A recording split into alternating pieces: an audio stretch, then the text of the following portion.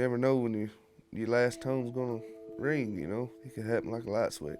On the morning of April 7th, 2012, the city of Decaturville lost a true hero. My daddy tried to protect and serve, try to have an open mind. Michael Fox says his dad, Kenny Fox, devoted his life to serving the public. And it matter if you made $15,000 a year or $300,000 a year, he's gonna treat you the same. He served as a sergeant for the sheriff's department, the chief of the police department, and on the morning of his death, he was serving as Decaturville's volunteer fire chief. He would go to police calls in the community for domestic violence or whatever. And if he went in the home and noticed that the kids didn't have much toys or didn't have much groceries, he would after his shift was over with, he would go buy them groceries and bring it to their house. He would show up on Christmas with gifts for the kids. That's just what kind of man he was. Brandon Manus started volunteering at the Decaturville Fire Department alongside Fox in 2001. It can be dangerous. I mean, it's been a lot of times when it was, fighting a bad structure fire, and especially an interior attack on the fire, where things, kind of got nasty real quick, and we didn't know if we was going to get out sometimes. But that was part of it. That's what we did to help the community and maybe, save lives if we could. That risk became a reality the morning of the fire. The 39-year-old was called to a local bar and restaurant, the Oak Hill Cafe. When we got there, the whole building was fully engulfed with flames. And of course, we got it out and was just, like I say, inside doing cleanup, making sure that all the fire was out. Fox went inside the burned cafe with two other firefighters to check for hot spots when things took a turn for the worst.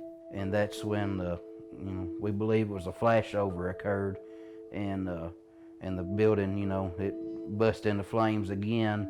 And at that point is when the roof collapsed, and it fell on him, and we was unable to get him out. And in the moments before he died, Fox was doing what he did best, putting others above himself.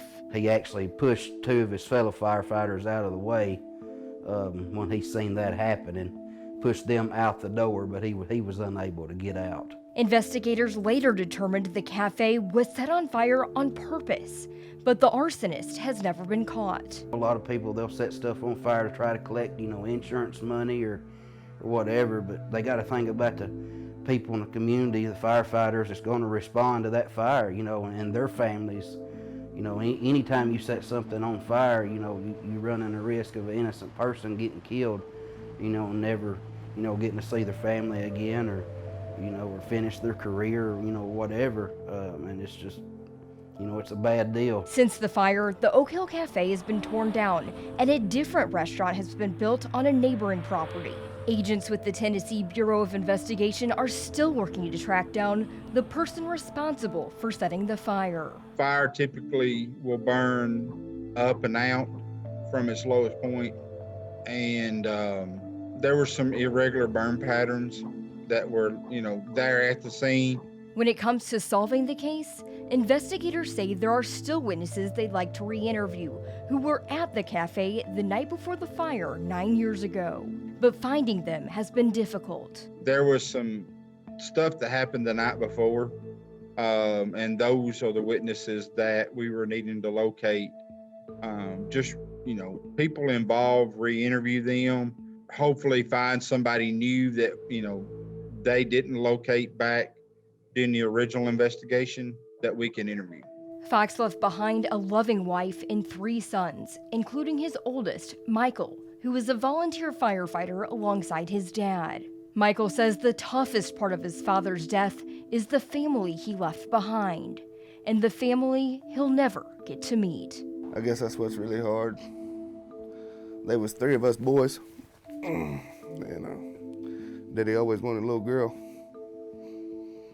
and I've got one, and I believe I got another one on the way.